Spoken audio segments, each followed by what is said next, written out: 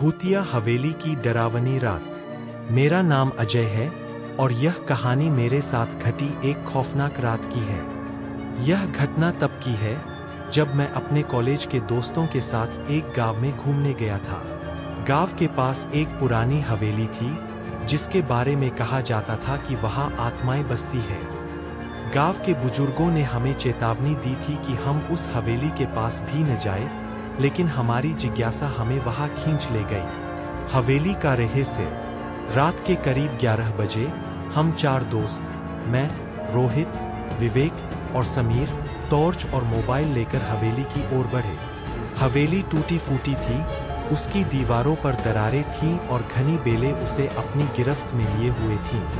हवेली के दरवाजे पर जंग लगा बड़ा सा ताला था, लेकिन वह हल्के धक्के से ही खुल गया। हमारे दिलों की धड़कनें तेज हो गईं, पर हम आगे बढ़ते गए।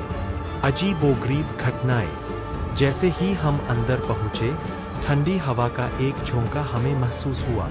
हवेली के अंदर अंधेरा था, केवल हमारी टॉर्च की रोशनी वहां की धूल भरी फर्श पर पड़ रही थी। अचानक हमें लगा कि कोई हमारे पीछे चल रहा है। हम सबने एक दूसरे को देखा, लेकिन कोई कुछ कहने की हिम्मत नहीं कर पाया। फिर अचानक एक कमरा दिखाई दिया जिसका दरवाजा हल्का सा खुला हुआ था। जैसे ही हम अंदर गए, वहां एक पुराना झूला अपने आप हिलने लगा। समीर ने हिम्मत करके कमरे के कोने में रखी अलमारी खोली तो अंदर से एक पुराना, धूल से भरा फोटो एल्बम मिला।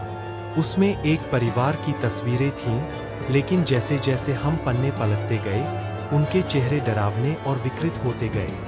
भूत का सामना। अचानक हवेली में एक तेज चिल्लाने की आवाज गूंजी। हमने पीछे देखा तो दरवाजा खुद ब खुद बंद हो गया था। रोहित ने दरवाजा खोलने की कोशिश की, लेकिन वह टस से मस नहीं हुआ। तभी एक खिड़की से हल्की चांदनी अंदर आई और हमें कमरे के कोने में एक परछाई हिलती हुई दिखी। वह धीरे धीरे हमारी ओर बढ़ रही थी। उसकी लाल चमकती आंखें हमें घूर रही थीं। हम सबकी हालत पतली हो गई। विवेक ने भगवान का नाम लिया और टॉर्च बंद करके दरवाजे की ओर भागा। जैसे ही हमने हनुमान चालीसा पढ़ना शुरू किया, दरवाजा जोर से खुल गया और हम बिना कुछ सोचे समझे हवेली से बाहर भाग निकले। अंतिम झलक।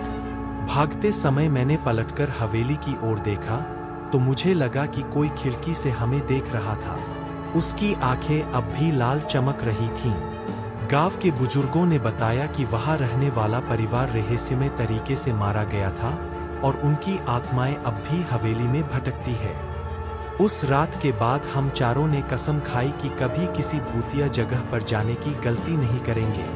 आज भी जब मैं वह रात याद करता हूं तो मेरे रोंगटे खड़े हो जाते हैं। क्या आप इस तरह की जगह जाने की हिम्मत करेंगे?